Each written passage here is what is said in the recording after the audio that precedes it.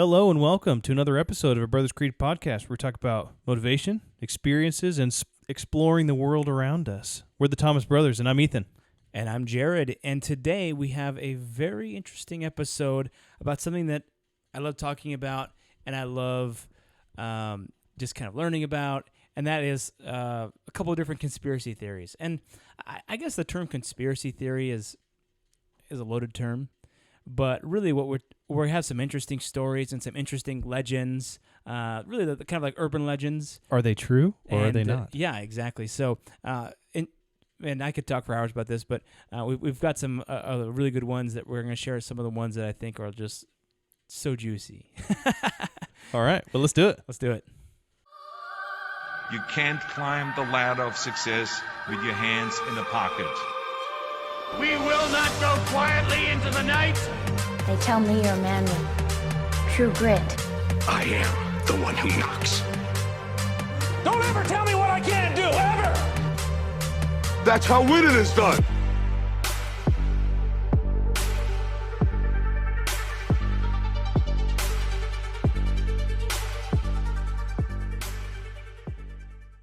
Okay, let's go ahead and get started. So we've each chosen kind of like about two I guess you could call them conspiracy theories, or two stories here that we find interesting. And the first one that I'm going to share is probably the top dog of all. This is kind of like a paranormal / conspiracy theory. But there's a place, and it's called Skinwalker Ranch. If you guys have never heard of Skinwalker Ranch, you're probably living under a rock, because it is like the biggest deal in like the paranormal community, because there's like literally every type of paranormal thing that there has happened there. And so, I mean, that's a lot, but there's a lot of different paranormal activity that's happened there.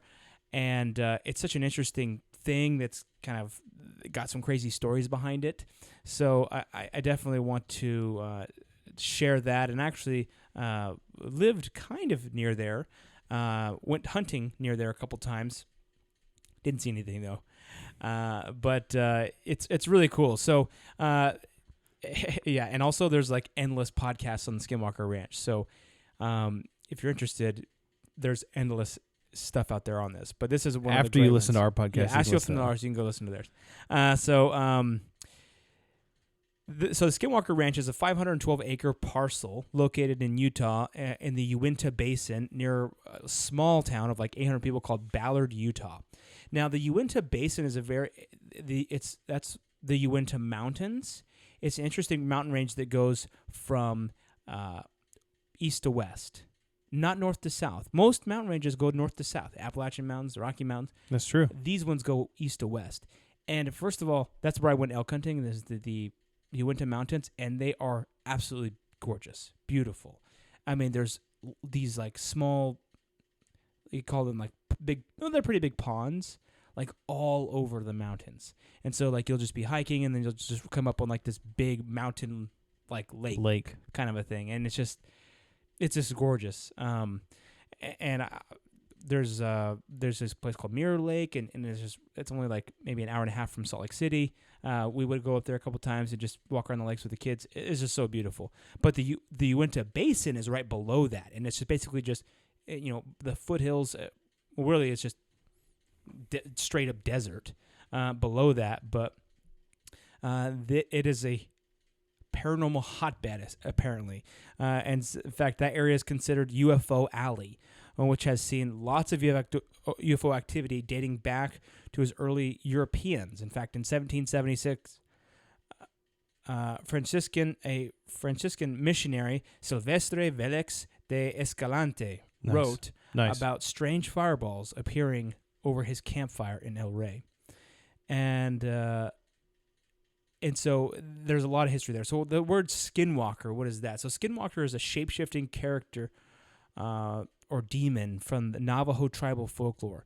Now, among the Navajo Skinwalkers, they could be like werewolves or evil witches who can transform themselves into creatures of their choosing. Now, the name Skinwalker Ranch was derived from the curse that was placed on that property.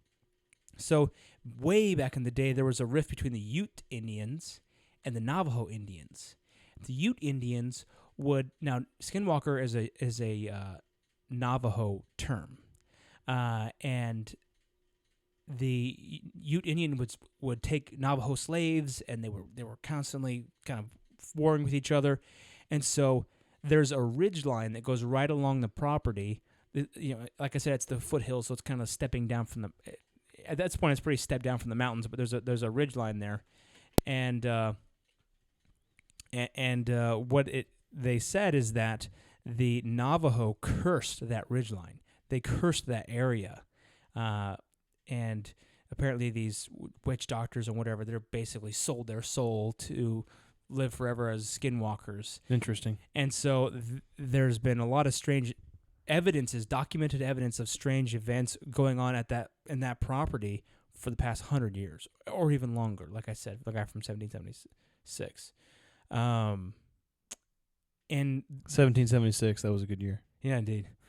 And so it was part of and from 2008 to 2013, it was part of a black budget funded program from the Pentagon to investigate this paranormal area, because it's like a hotbed of activity that they apparently some black budget money, and the black budget money is like what the Pentagon they have trillions of dollars that it's just black budget money that you don't know what that goes to, and it's just they spend it on goes research. into a miscellaneous line item. Yeah, exactly. In fact, right before 9/11, Donald Rumsfeld, he went on. He's like, there is so much money that's been spent in black budgets that we don't even know where it's gone. And then a day later or 2 days later, guess what part of the Pentagon gets hit? Boom! The records part where all the records are kept of the financial transactions. So that is a whole different conspiracy. Yeah, I was gonna say with no evidence of plane wreckage, but that's a whole different story. That's a whole different story.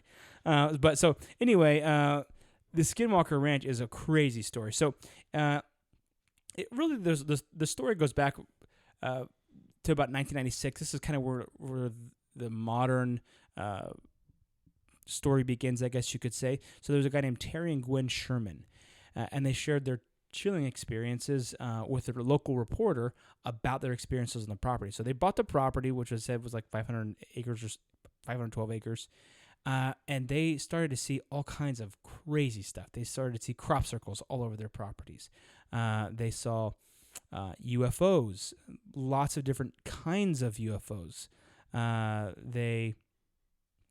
They said small ones, boxy ones, big 40-foot UFOs, huge crafts that were bigger than football fields, and they claimed one of the crafts emerged from a glowing orange orb that looked like a doorway or a portal, and some of them emitted red light. Gwen Sherman claimed that a flying light followed her all the way home once, and so they saw all kinds of crazy stuff. And in fact, there's a man-made reservoir near there, and there's lots of documented people saying that, there's lots of eyewitness accounts, is what I mean to say, of stuff going in and crafts going in and out of that lake. So stuff going under the water and then shooting off back up, going into the sky, all kinds of crazy stuff. So that's UFO aspect.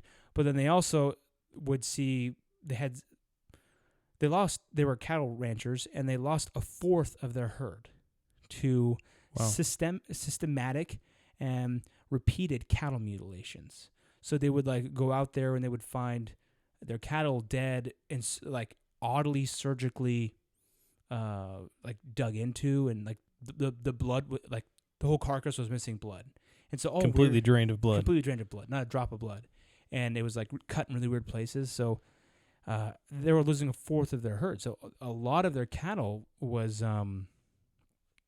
disappearing, and so one of the main kind of crazy stories that came from that is that one night there was a disturbance in the cow pen, and Terry Sherman went out there, and he went up to the cow pen, and he realized that there was something like a giant wolf, like 3 times the size of a regular wolf, was trying to pull one of the cows out of the pen. And he's like, oh, get the gun. So he got his gun, he went into the guy's weapon, and he started shooting at the wolf. And so he shot it 2 or 3 times, and nothing happened. The wolf didn't even, this giant wolf, which is like a skinwalker, which he believes was a skinwalker, it didn't have any effect on it. And so he went in and got a bigger gun. I couldn't find exactly what kind of gun he got, but he shot it a few more times, and then like the last time he finally like let go and it ran off. And so he's like, dude, this is messed up, man. My family is going through hell on this property, and we gotta move, man. We better get the heck out of Dodge. And so, and he's losing all of his thing. He said that the animal was strong enough to withstand 8 shots. They chased it to the border of the property. When it got to the river, there were prints on one side, but it seemed to vaporize by the time it had reached the other side. And so didn't like transform into human footprints. I don't think so. I think it just disappeared. So he's like, I'm not messing with all this stuff. He's like, ain't nobody got time for this, man. And so he's like, they went on the news, and then there's a guy, and I think about around that time, around like the early 2000s, there was a guy named Robert Bigelow who was out of L.A., and he was a big time UFO paranormal enthusiast, I guess you could say. He was a rich guy. I think he owns a company called Bigelow Aerospace. Anyway, he bought the property 3 months after hearing that news story that they were on for about $200,000, and then basically he put cameras up all around the property. He had armed guards at the property at all times, and in fact, back in the early 2000s, if you went to that property, you went to the gate. If you stepped 1 foot inside that property, people were saying they were getting shot at because there was armed security. And you'd have cars on you almost within a minute. And so I think Jesse Ventura went out there once, and he's like, whoa, and then like he like started to go cross the gate, and there was security on him in like less than a minute. And it's like people going out to Area 51. They get like too close in like the back areas, and they'll like a car will pull up on them with a bunch of military guys and be like, turn around. Yep, exactly. And so there's a lot of they actually wrote a book about like exploring Skinwalker Ranch with some of the experiences from some of the research teams that were Bigelow paid to be out there, like some of the stuff that they experienced, and some of their cameras, and like they had some of their cameras up on a big pole, and like it was all taped up, all the wires were taped up and everything like that. And then they would go outside, like, and then the camera would go dead, and they would walk outside, and the whole thing was stripped down, and there wasn't a piece of tape anywhere. And it's just like a lot of weird stuff like that kept happening. In fact, they said that one time they did see something that was in like a tree that was like they could just see the yellow eyes like staring at them, not blinking, and so they took a shot at it with a gun, and then it jumped out of the tree, and it was like heavy, and they said that they were able to see like 1 or 2 big footprints. Almost, they said the footprints were almost like talons in the snow, and it was like 1 or 2 deep, big prints that had like 2 big claws, and that was it, just 2. And it was like whatever it was huge, and so that was kind of one of those guys' story. But then, then the property sold again in 2016 for $4.5 million. Talk about good investment. Yeah, talk about a good investment. Jeez. To a guy named Brandon Fugel. Now this guy, he's a Utah native, and he is a real estate investor, and he's now studying the property. And so he bought it in 2016, and then what he said is that he said the History Channel kept bugging me. So the History Channel kept reaching out to him for over a year or 2. And he finally was like, all right, I'll let you do like a special on the property. And for $4.2 million. Yeah, I don't know how much. So the History Channel actually did, but he's like, I want to have my own research team here. I don't want any outside guys. So he does his own scientist there. He's got his own research team. They've got the property under thermal, under seismic watch, under all these different kinds of things. You got scientists out there. And he said that they're searching for electromagnetic anomalies and all this kind of stuff. And then his channel was like, okay, fine, we'll do that. And he's like, okay, then I'll let you do like a docuseries type of a thing. And so they came out with one called The Secrets of Skinwalker Ranch. And I didn't know about this until I was researching this episode, and I was like, dude, I totally want to see that. So anyway, because that's like the first time the Skinwalker Ranch has been able to be accessed, because Bigelow totally cut everybody off. And so anyway, the camera crew, they follow around the camera crew. The camera crew follow around this team. And they're kind of researching stuff, and the guy says he's seen lots of crazy stuff out there. I feel like the guy, I don't know. I'm kind of torn. I was listening to the guy's interview that he did, and I was like, this guy just is in it for like the money or whatever. The hype. But then I was like, you know what? Actually, he didn't want to be like involved with this at all. I do think he's seen stuff out there. Because he was like, yeah, I've seen some stuff. He's like, I wasn't a believer coming into this, but he's like, after owning this property for several years since 2016, he's like, I'm definitely a believer in some of this strange stuff. And so apparently the show did really well. And anyway, it's a crazy story about Skinwalker Ranch. There's all kinds of stuff. People, I've heard they've seen Bigfoot out there. People say they've seen spirits out there. The skinwalkers, the UFOs, I mean, portals to another dimension, Mel's Hole. Oh gosh, that's a whole other one. If you haven't listened to Mel's Hole, go listen to it. It's crazy. It's nothing sexual. No, yeah, it's crazy. Go on YouTube and search Coast to Coast Mel's Hole, and there's like 2, 3, 4 parts to it. And they're like an hour long each. I mean, it's quite a thing. It's but wild ride. Crazy. And you're like, what in the heck? And then towards the end, you're like, what is my brain right now? At the beginning part, you're like, oh yeah, that's kind of interesting. But yeah, towards the end, you're like, I don't know if I can watch it. I don't know if I can listen to the next one. I'm just along for the ride. But that's crazy. But anyway, that's the Skinwalker Ranch. Very, very cool. Very interesting. There's a lot of stuff out there. Go check out the History Channel thing, the show. They're already got season 1 out. They're coming out season 2, hopefully soon here. So I'm gonna check it out myself. So. Yeah, that's crazy. You would think you'd think with all the cameras and the thermal and the seismic and everything else they'd had that place under so much surveillance that they'd catch something. You'd think maybe they did. I don't know. I haven't seen the episode. I haven't seen the show yet. Yeah. Well, yeah, or maybe it's like those other Discovery documentaries where it's like, finding Bigfoot. And then it's like you got people running through the woods and it's like Blair Witch Project and they hear like banging on trees and you're like, oh, what the heck? Then they never find anything. Yeah, that's true.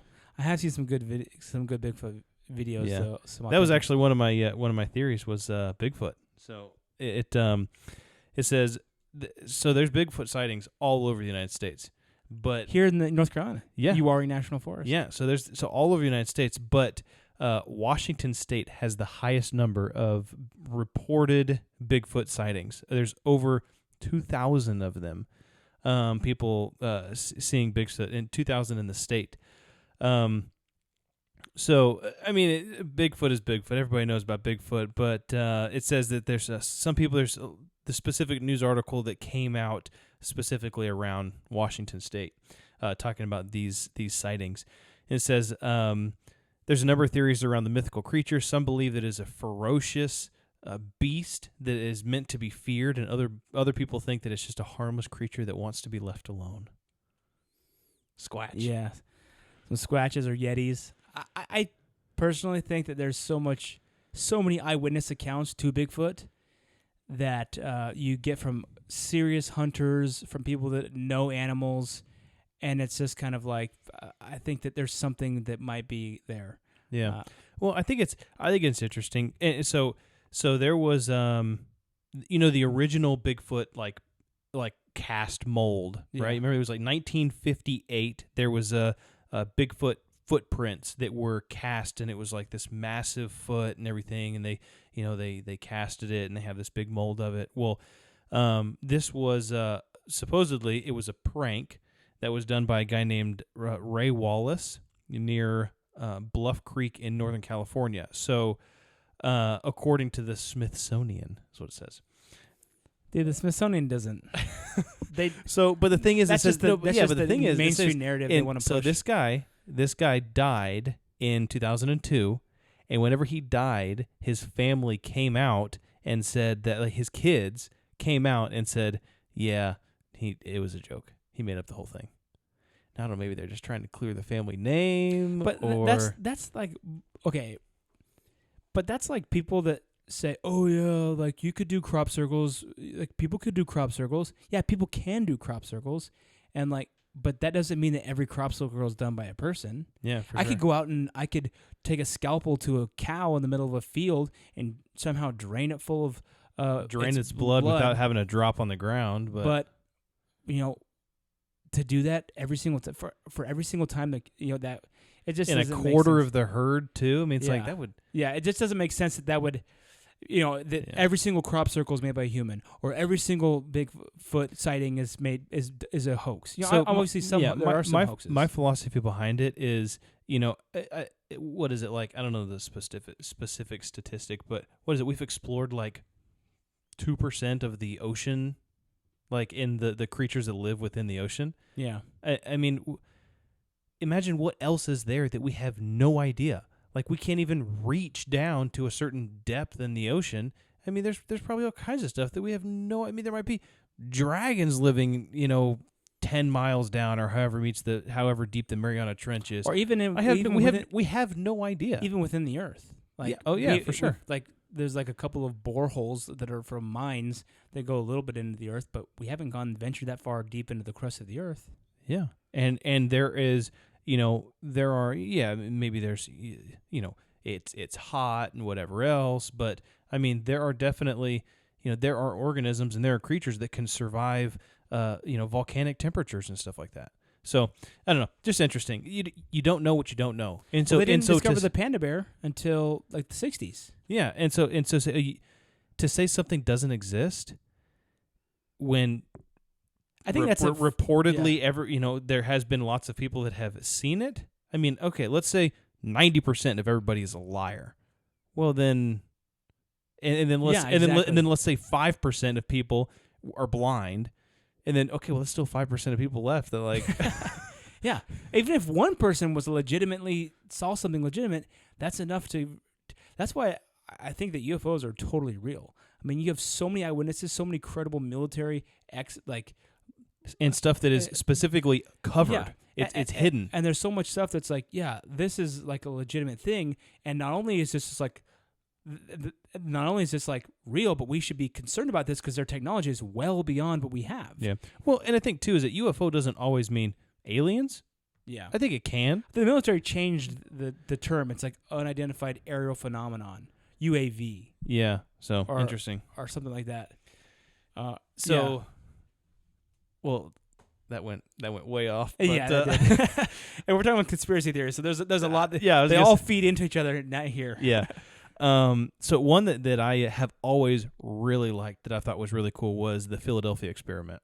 Yes. So that's what this was named. So the Philadelphia experiment is kind of coined as one of the most grotesque military urban legends, air quotes, urban legends ever. Except for the Russian sleep experiment. This is United States military. Yeah, Russian sleep experiment. Man, that's just crazy. Episode 3. Go listen to it. So this was in World War II. According to the legend, on October 28th, 1943, the USS Eldridge was a cannon-class destroyer escort. So it was a battleship, basically. It was conducting top-secret experiments that were designed to help them kind of command the oceans for the Axis powers, which were the United States and associates. And the rumor basically was that the government was trying to create technology that would render naval ships, like these battleships, invisible to enemy radar. And so the USS Eldridge was in the Philadelphia Naval Shipyard, and they had been doing lots of top secret modifications and different things to this ship, and that is where they actually did the initial test, right? They tested out these modifications that they made. They were trying to make the ship invisible to radar. So, witnesses claim that on this day there was an eerie green-blue glow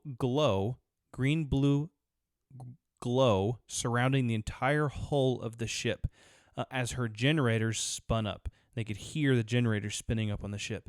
And then suddenly, the USS Eldridge disappeared. Completely disappeared. The ship was then immediately spotted in the Norfolk Naval Shipyard in Virginia. That's quite a ways away. From Philadelphia to Virginia. It disappeared in Philadelphia, appeared in the shipyard in Virginia, and then disappeared in Virginia and reappeared back in Philadelphia. And also, I've read that there was a time component. It supposedly there was like the time was delayed too on the ship or something like that. Yeah, the timing was off. It was like maybe a day before or after, and then it reappeared. I can't remember. I thought I'd read something that was like 10 minutes earlier, like on the ship. Their time was 10 minutes back. Yeah, the clocks. That was what the clocks had changed or whatever. So basically, so disappeared in Philadelphia, appeared in Virginia, and then disappeared in Virginia, reappeared in Philadelphia. So the legend states that the classified documents reported that the Eldritch Crew, and this is kind of what the gruesome part of it was actually. So classified military documents reported that the Eldritch Crew were affected by the events in very disturbing ways. So some of the crew members went completely insane, just like lost their minds, like in a matter of hours. Lost their minds, insane. Other crew members developed really weird illnesses that they really could not explain, and that came on just rapidly. But one of the weirdest things that they said happened was some of the sailors themselves, when the ship reappeared, basically the people their bodies had been fused to the metal of the ship.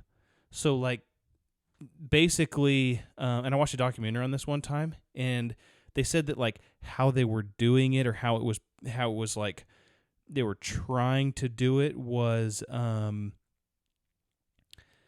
basically trying to change they were putting like some kind of current through the hull of the ship. An electromagnetic current. Yeah, some kind of current that was trying to dimensionally phase the molecules, or align the molecules of the ship, of the hull of the ship, to be able to have it, disappear or look invisible. And so when it reappeared, some of these men, you had like half of a guy on one top of the floor and half of the guy his body was faced into the floor and his legs were hanging out the bottom of the floor and the ceiling of the bottom, the deck below it. Like on Jumanji when he's in the floor, and then the floor, because it's liquid, and then exactly, and then it turns to solid, and he's like, ah. Exactly. And so, they said some guys that had been leaning against the wall, their arms and hands were fused to the metal, and it was like they couldn't get it off. And that theory that you were talking about, that's a theory that Einstein put forth, that I forget what it was called, but the molecules, if you get them vibrating at the same frequency, then they can pass through each other. They can merge. Yeah. Yeah. So basically, there's the explanation for this, maybe the government explanation for this situation, or for this experience. I can neither confirm nor deny. That's what the government would say. Yeah, basically it's just a big page of records with black lines across everything. Right? Yeah, exactly. Redacted. No, but there was one guy who they say that he was kind of like the only eyewitness or something like that. And he kind of wrote it. He wrote it in a book. and he sent these writings to a guy named Morris Jessup.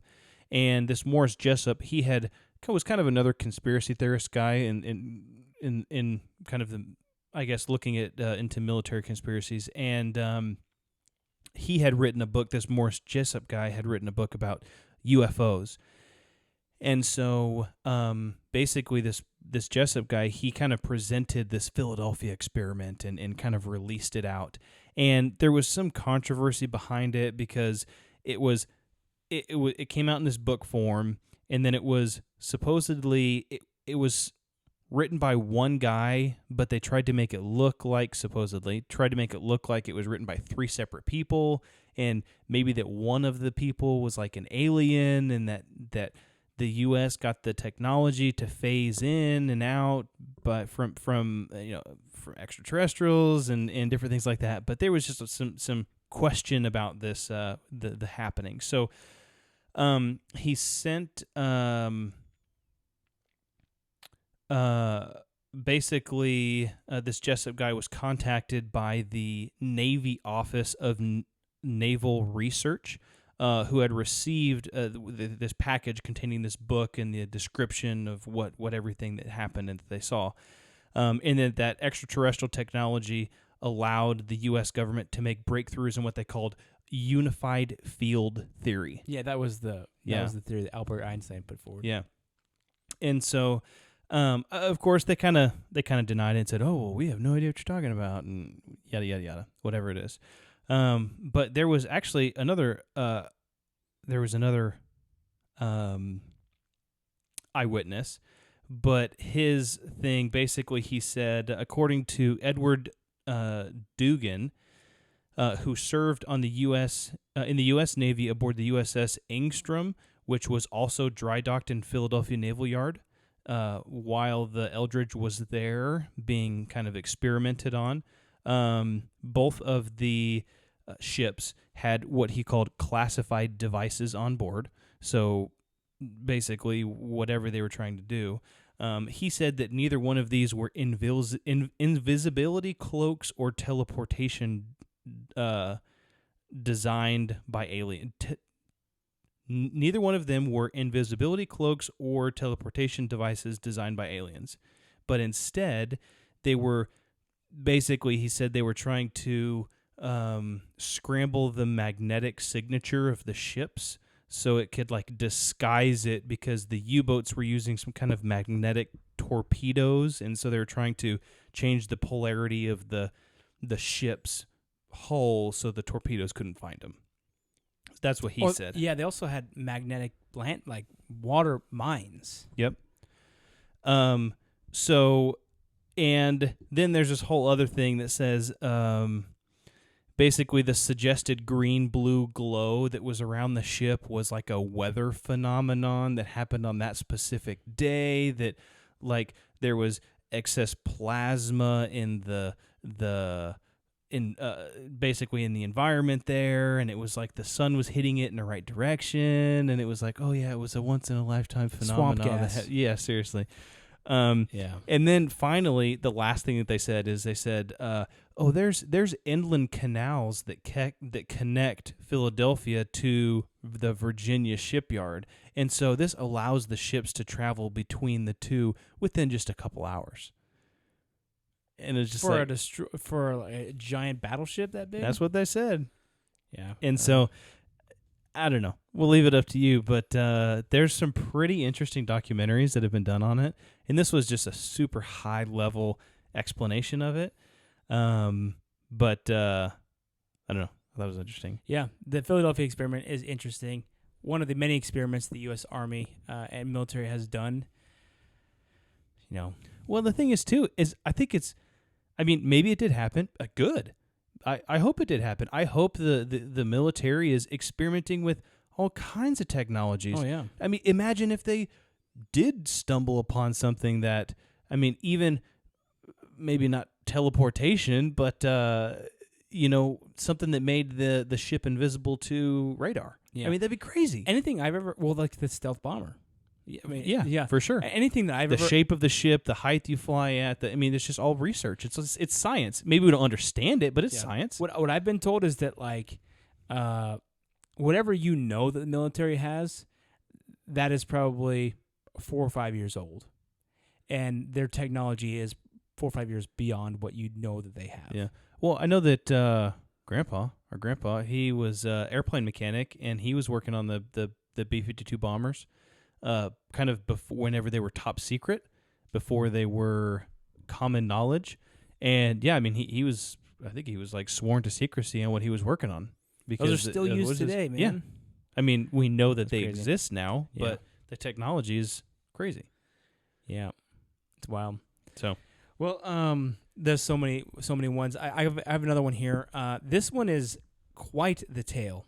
This one was told me by one of my grandpa. He's in the Masons. He's a Knights Templar within the Masons, and so this is kind of, and the Masons they use they read the different apocrypha from the Bible. So there's different Bible. There's different books that so the Bible basically is an aggregation of different books written by different people.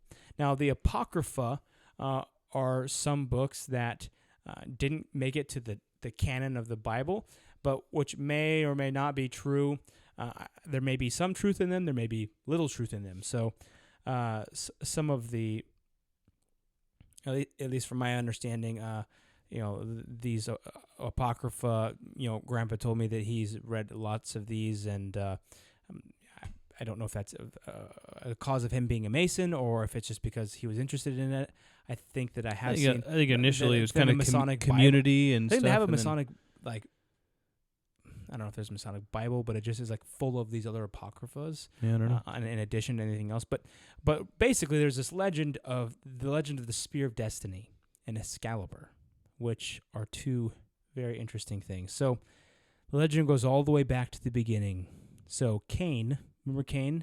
Yep. Killed his brother Abel. So one of Cain's descendants was a guy named Tubal-Cain, and legend has it that Tubal-Cain found a great meteorite that God told him to forge into a very special sword and spear that together would be invincible. As long as the bearer of the weapons never separated the sword and the spear, they could not be defeated. So Tubal-Cain was instructed to hide the weapons deep in among the rocks at the top of the mountain until the time would come that they would be needed. They were found again much later and used by the kings and leaders of the Hebrew people to bring many victories. Unfortunately, the sword and the spear were jealously desired by rulers who fought over them and separated them. Eventually, the spear came to be owned by the Phinehas, the grandson of Aaron.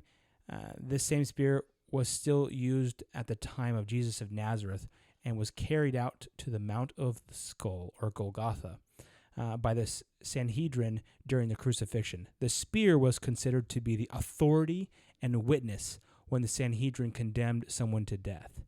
So apparently it was the same spear that Tubal-Cain had made, and they brought it out, and there was like a apocrypha called the Book of Nicodemus, I think, or something like that, and it mentions the name of this Roman soldier who had that spear, and that's where they pierced the side of Christ.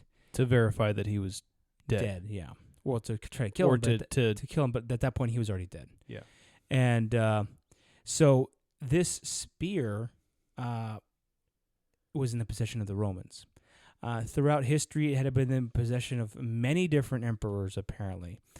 Constantine the Great claimed the spear guided him through Providence. The Frankish general Karl Martel used the spear in battle. Emperor Charlemagne lived and slept within reach of the spear, and attributed 47 battle victories to its powers. In all, 45 emperors in over 1,000 years claimed the Spear of Destiny as a possession. Alexander the Great also claimed it was his. In fact, he added some like gold wrapping on it. Napoleon Bonaparte, Julius Caesar, all these folks said to have had that spear. In fact, one of the nails in the spear is said to be one of the nails that was used to crucify Jesus. And so the spear kind of gets all the glory, but the spear and the sword, which is kind of the legend of Excalibur, go together. And so Hitler, when he was a young man, he went to the Habsburg treasure house in Vienna, and where the spear was housed, and this is when he was a young man. And he saw the spear, and he heard they told about the legend. They told about what the meaning was and how all these people, all these great conquerors had gotten it. And so he got in his mind, I think he actually writes about it in Mein Kampf, about that spear and how influential that moment was to him. And then so, also, side note, almost all good conspiracy theories have some type of Nazi tie to them. So if your conspiracy theories doesn't go back to the Nazis, which your Philadelphia experiment did, right? Yes, technically. With the U-boats. Yeah. Anyway, there's a lot of occult and kind of conspiracy theories with the Nazis. But anyway, so in 1933, when Hitler rose to power, his 25-year obsession to possess the spear could be realized. In April 1938, he marched his army into Vienna and took possession of the spear and took it to Nuremberg. 1 year later, he invaded Poland. On April 30th, 1945, the same day Hitler supposedly killed himself, the American army invaded Nuremberg and took possession of the spear. And that's where General Patton had a team of art experts, and they came and they were like trying to figure out where all this stolen art was from. And so they said, where all this stuff? And then they finally figured out it was behind one of these bunkers, behind a brick wall, and they found all this stuff. And the Spear of Destiny was in there. And the Americans got it. And then guess what happened with the Americans just a short while later? They dropped the nuke, atomic bomb on the Japanese. And while in possession of the Spear of Destiny, America became the undisputed ruler of the world. So it's almost like the spear had now fallen into the hands of the Americans. Power had been transferred. Yeah, power had been transferred. So the spear. So was Hitler trying to unite the spear and the sword? Is that what his supposedly end goal was trying to do? He was trying to get to London to steal it out of some of the museums, because there's apparently a sword in one of the museums in London that is said to be Excalibur, and he was trying to get to it because with the two he would be invincible. And so lucky us that he didn't. Yes, indeed. Lucky that they were able to hold strong, and then we got the spear. So now the spear is once again resides in Habsburg Treasure House Museum in Vienna, and so hopefully Chinese don't get it, or the Russians.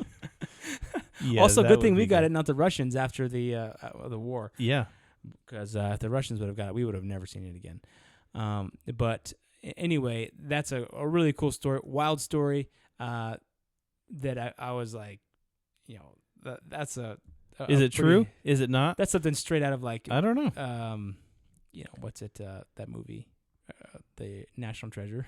Yeah, Nicolas Cage. Yeah, exactly. So anyway, well, that kind of goes back to what we were talking about before. Is okay, this might be completely absurd, and somebody listening might be like, oh, that's so dumb, that doesn't exist. But the thing is like, you could probably go and visit this spear, and it is what it and it's probably labeled or claimed to be a specific thing. So it's even like let's talk about rumors, right? Even with rumors, there's maybe always a fraction of truth to something that is said. Mm-hmm. Not many times is it like something completely made up out of nowhere. It's just like, something happened one time, or something, somebody saw something miraculous happen, and then it just potentially maybe snowballs and kind of turns into generational stories of crazy things. But you can't say, oh, no, that doesn't exist. Well, because technically it does exist. It's just the question is there power behind it? Yeah, and so, it's just while, I mean, this is what I've given here is just such a brief overview. I mean, I was looking at some of the stuff where it shows who it passed down to, how it got to Napoleon, how it got to these people, how it got to this other guy, how, all through history. There's different legends about. I mean, you could probably read hours about the Spear of Destiny. I know that the History Channel has done, things on it. They've done testing and stuff on it, and it's wild. So if you're interested in it, go check it out. So, and like Jared said at the beginning, I'm sure we could sit down here and we could talk and talk and talk, right? I mean, I had put together some other things. We talked about Bigfoot.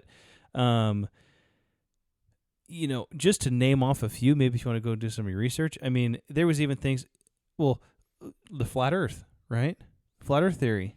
Yeah, that one's pretty wild. It's crazy. Hollow Earth theory. I think we mentioned that one episode earlier. There's